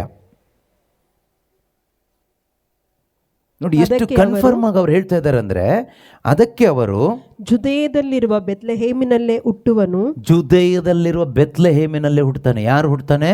ಯಹೂದ್ಯರ ಅರಸ ಎಂದು ಕರೆಯುವ ಯೇಸು ಕ್ರಿಸ್ತನು ಹುಟ್ಟೋದು ಎಲ್ಲಿ ಕೇಳಿದರೆ ಬೆತ್ಲೆಹೇಮಲ್ಲಿ, ಜುದೇಯದಲ್ಲಿರುವ ಬೆತ್ಲೆಹೇಮಿನಲ್ಲಿ ಹುಟ್ಟುವನು. ಏಕೆಂದರೆ ಜುದೆಯ ನಾಡಿನ ಬೆತ್ಲೆಹೇಮೆ, ಜುದೆಯ ನಾಡಿನ ಬೆತ್ಲೆಹೇಮೆ, ಜುದೆಯದ ಪ್ರಮುಖ ಪಟ್ಟಣಗಳಲ್ಲಿ ನೀನು ಅಲ್ಪಳೇನೂ ಅಲ್ಲ. ಜುದೆಯದ ಪ್ರಮುಖ ಪಟ್ಟಣಗಳಲ್ಲಿ ನೀನು ಅಲ್ಪಳೇನೂ ಅಲ್ಲ.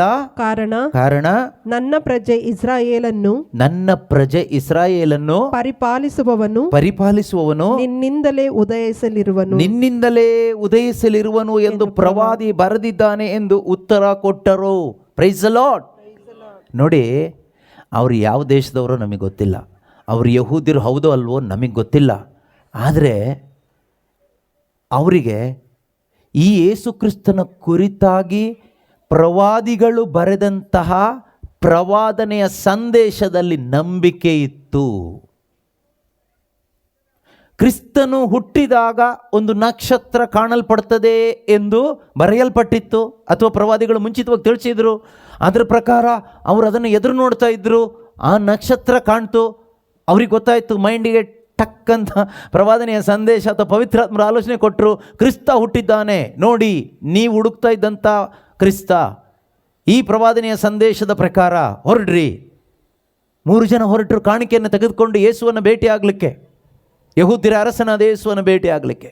ಲೋಕರಕ್ಷಕನಾದ ಯೇಸು, ಅವರು ಲೋಕರಕ್ಷಕ ಎಂದು ಅವರಿಗೆ ಗೊತ್ತಿಲ್ಲದೆ ಇದ್ದರೂ ಕೂಡ ಲೋಕರಕ್ಷಕನಾದ ಯೇಸುವನ್ನು, ದೇವರ ಪುತ್ರ ಯೇಸುವನ್ನು, ಜೀವಂತ ದೇವರ ಕುಮಾರನನ್ನು ಹುಡುಕಿಕೊಂಡು ಅವರು ಹೊರಟರು. ಒಂದು ನಕ್ಷತ್ರವನ್ನು ನೋಡಿ, ಆ ನಕ್ಷತ್ರವನ್ನು ನೋಡಿ ಅವರನ್ನು ಹುಡುಕುವಂತೆ ಮಾಡಿದ್ದು, ಯೇಸುವನ್ನು ಹುಡುಕುವಂತೆ ಮಾಡಿದ್ದು ಯಾರು ಗೊತ್ತಾ?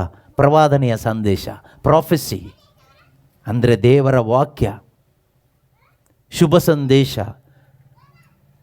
ಪ್ರೀತಿಯ ಸಹೋದರ ಸಹೋದರಿಯರೇ, ಪೂರ್ವ ದೇಶದಲ್ಲಿದ್ದಂಥ ಯಾರೋ 3 ಜನ ಪ್ರವಾದನೆಯ ಸಂದೇಶದಲ್ಲಿ ನಂಬಿಕೆ ಇಟ್ಟು ಈ ಬೆತ್ಲೆಹೇಮ್ ತನಕ ಯೇಸು ಕ್ರಿಸ್ತರನ್ನು ಹುಡುಕಿಕೊಂಡು ಬರಲಿಕ್ಕೆ ಸಾಧ್ಯವಾಗೋದಾದರೆ, ನಾವು ಹುಟ್ಟು ಕ್ರೈಸ್ತರು ಎಂದು ಹೇಳಿಕೊಳ್ಳುವ ನಾವು ಎಷ್ಟೋ ಕ್ರಿಸ್ಮಸ್ ಹಬ್ಬಗಳನ್ನ ಮಾಡ್ತಾ ಇದ್ದೀವಿ. ನಿಜವಾಗ್ಲೂ ನಮಗೆ ಯೇಸು ಕ್ರಿಸ್ತನ ಕುರಿತಾಗಿ ನುಡಿದಂಥ ಪ್ರವಾದನೆಯ ಸಂದೇಶದಲ್ಲಿ ನಂಬಿಕೆ ಇದೆಯಾ? ಯೇಸು ಕ್ರಿಸ್ತನ ಕುರಿತಾಗಿ ಎಷ್ಟೋ ಪ್ರವಾದನ ಸಂದೇಶ ಇದೆ. ಅದೇ ರೀತಿಯಲ್ಲಿ ದೇವರು ನಮ್ಮ ಕುರಿತಾಗಿ ಎಷ್ಟೋ ಪ್ರವಾದನೆಗಳನ್ನು ಬರೆಸಿದ್ದಾರೆ. ಅದರಲ್ಲಿ ನಮಗೆ ನಿಜವಾಗ್ಲೂ ನಂಬಿಕೆ ಇದೆಯಾ? ಆ ನಂಬಿಕೆ ಇಟ್ಕೊಂಡು ನಾವು ಬದುಕ್ತಾ ಇದ್ದೀವಾ? ಆ ನಂಬಿಕೆ ಇಟ್ಕೊಂಡು ನಾವು ಬದುಕೋದಾದರೆ ಖಂಡಿತವಾಗ್ಲೂ ಪ್ರೀತಿಯ ಸಹೋದರ ಸಹೋದರಿಯರೇ, ಮೊಟ್ಟ ಮೊದಲನೇದಾಗಿ ನಮಗೆ ಕ್ರಿಸ್ತಾನುಭವ ಆಗುತ್ತೆ. We can experience Christ. We can experience Christ only through his word, prophecy. ಆ ಪ್ರವಾದನೆಗಳ ಮುಖಾಂತರ, ಪ್ರವಾದನಾ ಸಂದೇಶದಲ್ಲಿ ನಂಬಿಕೆ ಇಟ್ಟಾಗ ಅದರ ಪ್ರಕಾರನೇ ಅಪೊಸ್ತಲರು ಶುಭ ಸಂದೇಶ ಸಾರಿದ್ದು. ನೋಡಿ, ಇಲ್ಲಿ ಮತ್ತಾಯ, ಯೇಸುವಿನ ಶಿಷ್ಯ, ಇವರು ಶುಭ ಸಂದೇಶ ಬರಿತಾ ಇದ್ದಾರೆ ಅಥವಾ ಶುಭ ಸಂದೇಶವನ್ನು ಸಾರ್ತಾ ಇದ್ದಾರೆ. ಪ್ರತಿಯೊಂದು ಅಧ್ಯಾಯಗಳಲ್ಲಿ ಅಥವಾ most of the chapters we can see he is taking the reference from the prophecy about Christ in the old Testament. ಹಳೆ ಒಡಂಬಡಿಕೆಯಲ್ಲಿ ಯೇಸು ಕ್ರಿಸ್ತನ ಕುರಿತಾಗಿ ಬರೆದಂತಹ, ಈ ರಕ್ಷಕನ ಕುರಿತಾಗಿ ಬರೆದಂಥ ಪ್ರವಾದನ ಸಂದೇಶವನ್ನು ಎತ್ತಿ ಎತ್ತಿ ಎತ್ತಿ ಎತ್ತಿ ಹೇಳ್ತಾ ಇದ್ದಾರೆ. ಇದ್ರ ಹಿಂದೆ ನೋಡಿದರೆ 1ನೇ ಅಧ್ಯಾಯದಲ್ಲಿ ನೋಡಿದರೆ ಅಲ್ಲೂ ಕೂಡ ಅದನ್ನೇ ಹೇಳ್ತಾರೆ ಅಲ್ವಾ? ಇದೇ ಅಧ್ಯಾಯದಲ್ಲ, ಇದ್ರ ಹಿಂದಿನ ಅಧ್ಯಾಯದಲ್ಲ, ಯೇಸು ಕ್ರಿಸ್ತನ ಕುರಿತಾಗಿರ್ತಕ್ಕಂಥ ಪ್ರವಾದನ ಸಂದೇಶ ಹೇಳೋದು. 21ನೇ ವಾಕ್ಯ ನೋಡಿ, ಆಕೆ ಒಬ್ಬ ಮಗನನ್ನು ಹೆರುವಳು. ಮತ್ತಾಯ 1:21, ಆಕೆ ಒಬ್ಬ ಮಗನನ್ನು ಹೆರುವಳು, ಆತನಿಗೆ ನೀನು ಯೇಸು ಎಂಬ ಹೆಸರಿಡಬೇಕು, ಏಕೆಂದರೆ ತನ್ನ ಜನರನ್ನು ಅವರ ಪಾಪಗಳಿಂದ ರಕ್ಷಿಸಿ ಉದ್ಧಾರ ಮಾಡುವವನು ಆತನೇ ಎಂದನು. ಅದಾದಮೇಲೆ ನೆಕ್ಸ್ಟ್ ನೋಡಿ 22ನೇ ವಾಕ್ಯ, ಇದು ಪ್ರವಾದನೆ. ಹಳೆ ಒಡಂಬಡಿಕೆಯಲ್ಲಿ ಯೆಶಾಯ ಪ್ರವಾದಿ ಹೇಳಿದ ಮಾತು ಹೀಗೆ ನೆರವೇರಿತು. ಹೇಗೆ? ಇಗೋ, ಕನ್ಯೆಯೊಬ್ಬಳು ಗರ್ಭ ತಳೆದು ಪುತ್ರನೊಬ್ಬನನ್ನು ಪ್ರಸವಿಸುವಳು, ಇಮ್ಯಾನುವೇಲ್ ಎಂದು ಆತನಿಗೆ ಹೆಸರಿಡುವರು ಎಂಬುದಾಗಿ ಪ್ರವಾದಿಯ ಮುಖಾಂತರ ಸರ್ವೇಶ್ವರ ಹೇಳಿದ ಪ್ರವಚನ ನೆರವೇರುವಂತೆ ಇದೆಲ್ಲ ಸಂಭವಿಸಿತು. ಅಲ್ಲಿ ಇಮ್ಯಾನುವೇಲ್ ಅಂತ ಇದೆ. ಇಮ್ಯಾನುವೇಲ್ ಎಂದರೆ ದೇವರು ನಮ್ಮೊಡನೆ ಇದ್ದಾರೆ ಎಂದು ಅರ್ಥ. ನೋಡಿ,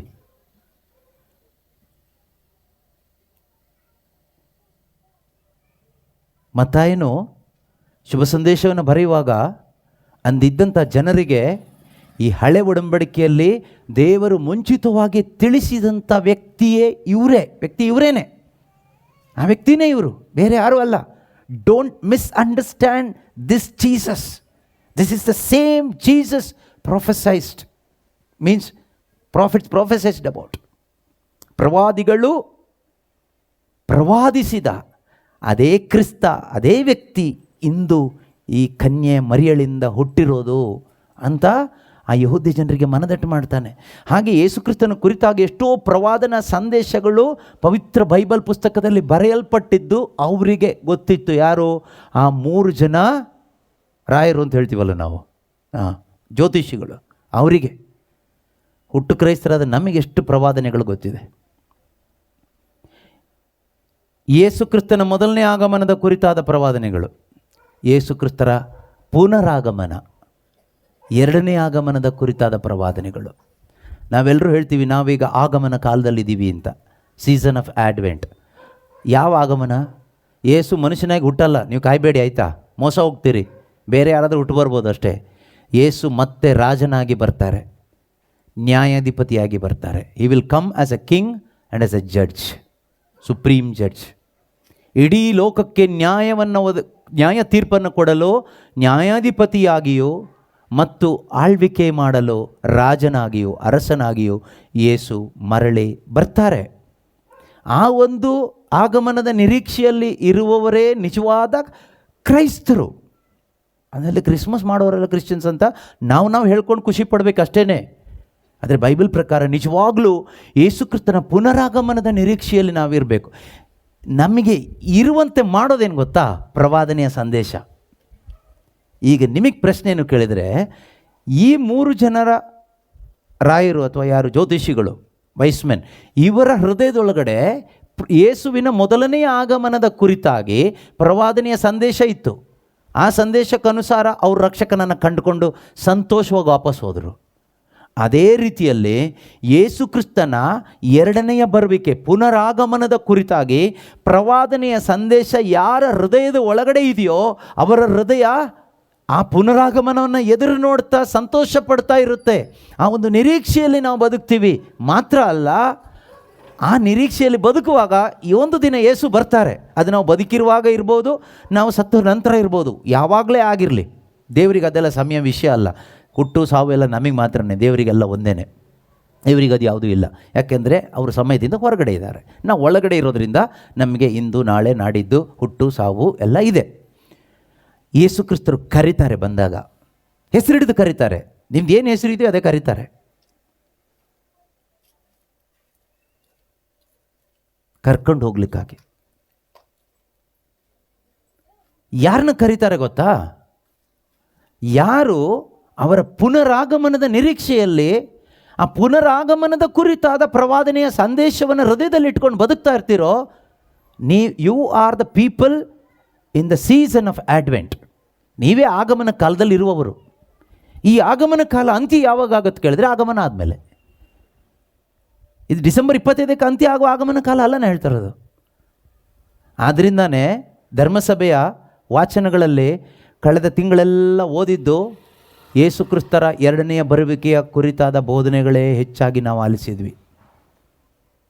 ಫಸ್ಟ್ ರೀಡಿಂಗ್, ಸೆಕೆಂಡ್ ರೀಡಿಂಗ್, ಮೊದಲನೆಯ ವಾಚನ ಮತ್ತು ಶುಭ ಸಂದೇಶ ವಾಚನ, ಎರಡರಲ್ಲೂ ಹೆಚ್ಚು ಬೋಧನೆಗಳು ಸಿಕ್ಕಿದ್ದೆಲ್ಲ ಯೇಸು ಕ್ರಿಸ್ತನ ಎರಡನೆಯ ಬರುವಿಕೆಗೆ ಕುರಿತಾದದ್ದು. ಈಗ ಅದರಲ್ಲಿ ಎಷ್ಟು ಪ್ರವಾದನೆಯ ಸಂದೇಶ ನಮ್ಮ ಒಳಗಡೆ ಇದೆ. ಇವತ್ತು ತೀರ್ಮಾನ ಮಾಡಬೇಕು. ಮನೆಗೆ ಹೋದ್ಮೇಲೆ ಹೋಮ್ವರ್ಕ್ ಥರ ಸೀರಿಯಸ್ ಆಗಿ ತೆಗೆದುಕೊಳ್ಳಿ. ಇದು ಸೀರಿಯಸ್ ಹೋಮ್ವರ್ಕ್. ಯಾಕೆ ಅಂದರೆ ಇಲ್ಲಿ ಪಾಸ್ ಫೇಲ್ ಆಗೋದಲ್ಲ, ಸ್ವರ್ಗ ನರಕ. ಈ ಜ್ಯೋತಿಷಿಗಳಿಗೆ ಪವಿತ್ರಾತ್ಮರು ಸಹಾಯ ಮಾಡಿದ್ರ ನಕ್ಷತ್ರ ನೋಡಲಿಕ್ಕೆ. ಅದೇ ರೀತಿಯಲ್ಲಿ ಯೇಸುಕ್ರಿಸ್ತನ ಪುನರಾಗಮನದ ಸಮಯದಲ್ಲಿ ಕೆಲವೊಂದು ಸಂಕೇತಗಳನ್ನು ಸರಿಯಾಗಿ ಜಡ್ಜ್ ಮಾಡಲಿಕ್ಕೆ ನಿಮಗೆ ದೇವರಾತ್ಮರು ಸಹಾಯ ಮಾಡ್ತಾರೆ. If you keep the prophecies in your heart. ಇಲ್ಲದೆ ಅಂದರೆ ಸುಮ್ಮನೆ ನಾವು ಈ ಬೋಧನೆ ಮಾಡಿಕೊಂಡು ಹಾಡು ಹೇಳ್ಕೊಂಡು ನಾಟಕ ಮಾಡ್ಕೊಂಡು ಹೋಗ್ಬೇಕಾಗತ್ತೆ ಅಷ್ಟೇ. ನೀವು ನಾಟಕ ಮಾಡ್ಕೊಂಡು ಕೈ ತಟ್ಕೊಂಡು ಹೋಗ್ಬೇಕಾಗತ್ತೆ. ಅದಕ್ಕೆ ನಾನು ಆವಾಗಲೇ ಹೇಳಿದ್ದು ನಾಟಕ ಕಂಪನಿ ಅಂತ. ಬೇಡ, ಅದು ಬೇಡ. ಅದನ್ನು ಸ್ಟಾಪ್ ಮಾಡಿ, ಅದನ್ನು ಕ್ಲೋಸ್ ಮಾಡೋಣ. ಈ ಪ್ರವಾದನೆಯ ಸಂದೇಶ ನಮ್ಮೊಳಗಡೆ ಬರಲಿ. ಯೇಸು ಕ್ರಿಸ್ತನ ಪುನರಾಗಮನದ ಕುರಿತಾದ ಅದರ ನಂತರದ ಕುರಿತಾದ ಆ ಪ್ರವಾದನೆಯ ಸಂದೇಶ ಏನಿದೆ, ಅಪೊಸ್ತಲರು ಹೇಳಿದಂಥ ಉಪದೇಶಗಳಲ್ಲಿ ಇದೆ ಏನಿದೆ, ಪ್ರವಾದಿಗಳ ಪ್ರವಚನದಲ್ಲಿದೆ ಅದು ಏನಿದೆ. ಯಾರೋ 3 ಜನ ಅನ್ಯ ದೇಶದ ಜನರು ಅದನ್ನು ನಂಬಿದ್ದಕ್ಕೆ ದೇವರಾತ್ಮ ಅವರಿಗೆ ಯೇಸು ಹತ್ರ ಕರ್ಕೊಂಡು ಬಂದಿದ್ದಾದರೆ, ಅಲ್ಲೇ ಪಕ್ಕದಲ್ಲಿದ್ದ ಹೆರೋದನ್ ಕರ್ಕೊಂಡು ಬರಲಿಲ್ಲ, ಎಲ್ಲೋ ದೂರದಲ್ಲಿದ್ದವ್ರನ್ನ ಕರ್ಕೊಂಡು ಬಂದರು. ಹೆರೋದನಿಗೆ ಈ ಪ್ರವಾದನೆಯಲ್ಲಿ ನಂಬಿಕೆ ಇಲ್ಲ. ಆದರೆ ನಂಬಿಕೆ ಇಟ್ಟವ್ರನ್ನ ದೇವರು ಕೈ ಬಿಡಲ್ಲ. ಪ್ರವಾದನೆಗಳನ್ನು ನಂಬಿ ಬದುಕುವವರನ್ನು ದೇವರು ಕೈ ಬಿಡೋದಿಲ್ಲ. ಪ್ರವಾದನೆಯನ್ನು ನಂಬೋದು ಅಂದರೆ ದೇವರನ್ನ ನಂಬೋದು, ಪ್ರವಾದಿನ ನಂಬೋದಲ್ಲ. ಇವತ್ತು ಸುಮಾರು ಪ್ರವಾದಿಗಳು ಬಂದಿದ್ದಾರೆ ಈ ಲೋಕದಲ್ಲಿ. ಆ ಪ್ರವಾದಿಗಳನ್ನ ಯಾರನ್ನೂ ನಂಬೇಡಿ. ಪ್ರವಾದಿಗಳು ಎಷ್ಟು ಬೇಕೋ ಅಷ್ಟು ಬಂದ ಆಯಿತು. ಇನ್ಯಾವ ಪ್ರವಾದಿನೂ ಬೇಕಾಗಿಲ್ಲ ನಿಮಗೆ. ಆಲ್ರೆಡಿ ಯಾರ್ಯಾರು ಬರಬೇಕೋ ಅವ್ರನ್ನೆಲ್ಲ ದೇವ್ರು ಕಳಿಸ್ಕೊಟ್ಟಿದ್ದಾರೆ. ಇನ್ಯಾವುದು ಹೊಸ ಪ್ರವಾದಿ ಹುಟ್ಟು ಬೇಕಾಗಿಲ್ಲ. ಇನ್ನು ಯೇಸು ಕ್ರಿಸ್ತರ ಪುನರಾಗಮನ, ಆಗಮನಕ್ಕೆ ಬೇಕಾದ ಪ್ರವಾದನ ಸಂದೇಶ ಈ ಬೈಬಲ್ನಲ್ಲಿ ನಮಗೋಸ್ಕರ ದೇವರು ಕೊಟ್ಟಿದ್ದಾರೆ. ಇದನ್ನು ನಾವು ಕಂಡುಹಿಡಿಬೇಕು. ಹುಡುಕಿ ಕಂಡುಕೊಂಡ್ರೆ ನಿಮಗೆ ಯಾರು ಸಿಗ್ತಾರೆ ಕೇಳಿದರೆ ಅನರ್ಘ್ಯವಾದ ಮುತ್ತು ಸಿಗುತ್ತೆ. ಈ ಅನರ್ಘ್ಯವಾದ ಮುತ್ತು ನಿಮಗೆ ಸಿಕ್ಕಿದರೆ ನಿಮಗೆ ಬೇರೆ ಏನು ನಿಮ್ಗೆ ಉಳಿಸ್ಕೊಳ್ಳಿಕ್ಕೆ ಏನೂ ಇರೋದಿಲ್ಲ. ಅವನೆಲ್ಲವನ್ನು ತನಗಿರುವೆಲ್ಲವನ್ನು ಮಾರಿ ಈ ಮುತ್ತನ್ನು ಸ್ವಂತವಾಗಿಸ್ಕೊಳ್ತಾನೆ. And Christ will be everything for you. ಕ್ರಿಸ್ತನು ಮಾತ್ರ ನಿನಗೆ ಸರ್ವಸ್ವವಾಗಿರ್ತಾನೆ.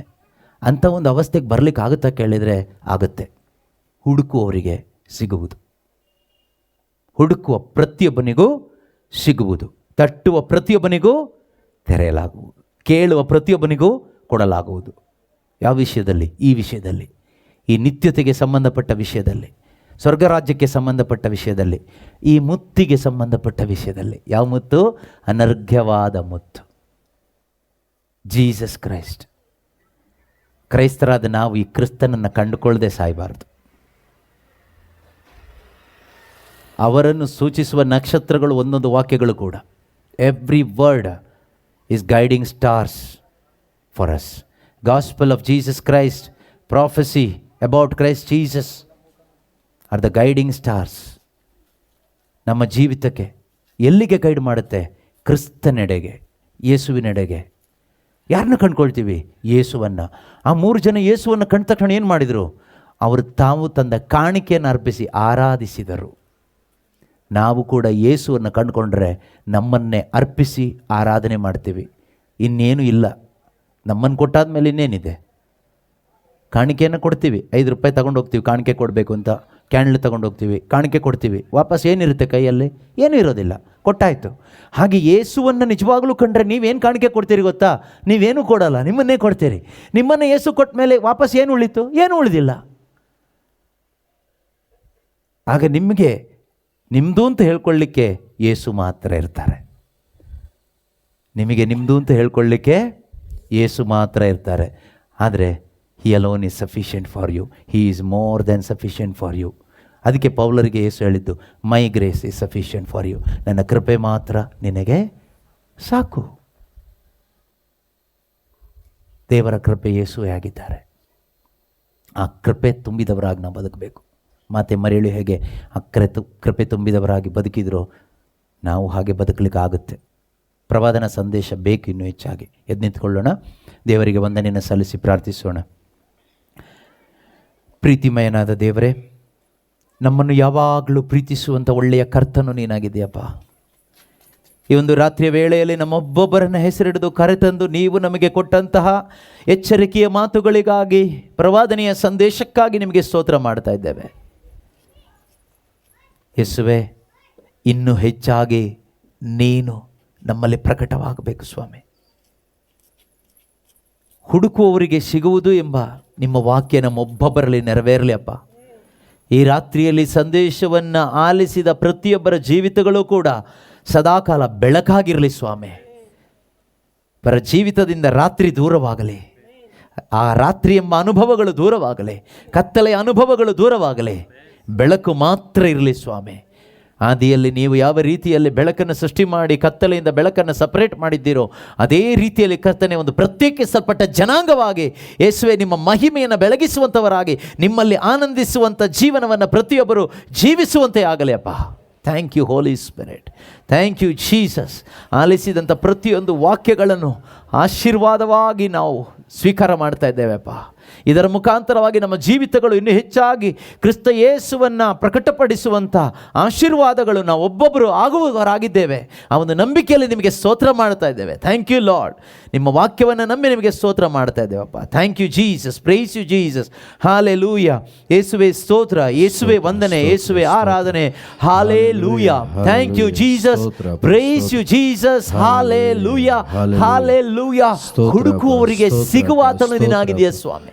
ಯಾರೆಲ್ಲ ಇಂದು ಈ ಒಂದು ಸಂದೇಶದ ಮುಖಾಂತರವಾಗಿ ತಮ್ಮ ಹೃದಯಗಳನ್ನು ಒಪ್ಪಿಸಿಕೊಟ್ಟು ನಿನ್ನನ್ನು ಹುಡುಕಿದ್ದಾರೋ ದೇವರೇ, ಅವರ ಹೃದಯದಲ್ಲಿ ನೀನು ಪರಮಾನಂದವನ್ನು ಕೊಟ್ಟಿದ್ದೀಯಪ್ಪ, ಅದಕ್ಕಾಗಿ ಸ್ತೋತ್ರ. ಅವರ ಅಂತರಂಗದಲ್ಲಿ ಬಿಡುಗಡೆಯನ್ನ ಕೊಟ್ಟಿದ್ದೀಯಪ್ಪ, ಅದಕ್ಕಾಗಿ ಸ್ತೋತ್ರ ಅಪ್ಪ. ತಂದೆಯಾದ ದೇವರೇ, ನೀನು ಕಳುಹಿಸಿಕೊಟ್ಟ ನಿಮ್ಮ ಏಕೈಕ ಪುತ್ರನು, ನಮ್ಮ ಕರ್ತನು ರಕ್ಷಕನೂ ಆದ ಕ್ರಿಸ್ತ ಯೇಸುವಿನಲ್ಲಿ ಪ್ರತಿಯೊಬ್ಬರು ಆನಂದಿಸುವಂತೆ ಆಗಲಿ, ಪ್ರತಿಯೊಬ್ಬರು ಸಂತೃಪ್ತರಾಗಿ ಜೀವಿಸಲಿ, ಸಮೃದ್ಧಿಯಾಗಿ ಜೀವಿಸಲಿ, ಸಮಾಧಾನದಿಂದ ಜೀವಿಸಲಿ, ಆನಂದ ಭರಿತರಾಗಿ ಜೀವಿಸಲಿ, ಅನ್ಯೋನ್ಯತೆಯಲ್ಲಿ ಜೀವಿಸಲಿ, ಪರಿಶುದ್ಧತೆಯಲ್ಲಿ ಜೀವಿಸುವಂತೆ ಆಗಲಿ, ದೈವ ಭಯದಲ್ಲಿ, ಭಕ್ತಿಯಲ್ಲಿ, ವಿಶ್ವಾಸದಲ್ಲಿ, ಶ್ರದ್ಧೆಯಲ್ಲಿ ಜೀವಿಸುವಂತೆ ಆಗಲಿ. ಪಿತನೇ, ಇವರೆಲ್ಲರೂ ಒಂದಾಗಿರಲಿ ಅಪ್ಪ. ಈ ಊರಿನಲ್ಲಿ ಯಾರೆಲ್ಲ ಇದ್ದಾರೋ ಎಲ್ಲರೂ ಯೇಸು ಕ್ರಿಸ್ತನಲ್ಲಿ ಒಂದಾಗಿ ಜೀವಿಸುವಂತೆ ಆಗಲಿ ಅಪ್ಪ. ಸ್ವರ್ಗ ಸಾಮ್ರಾಜ್ಯದ ಪ್ರಜೆಗಳಾಗಿ ಜೀವಿಸುವಂತೆ ಆಗಲಿ ಅಪ್ಪ. ಎಲ್ಲ ತರದ ದೇವರ ರಾಜ್ಯಕ್ಕೆ ವಿರುದ್ಧವಾದ ಕಾರ್ಯಗಳು ಲಯವಾಗಿ ಹೋಗಲಿ, ದೇವರ ರಾಜ್ಯ ಬರಲಿ, ದೇವರ ಚಿತ್ತ ನೆರವೇರಲಿ. ಯೇಸು ಕ್ರಿಸ್ತರ ಹೆಸರಿನಲ್ಲಿ ಪ್ರಾರ್ಥಿಸ್ತಾ ಇದ್ದೇವೆ ತಂದೆಯೇ, ಆಮೆನ್.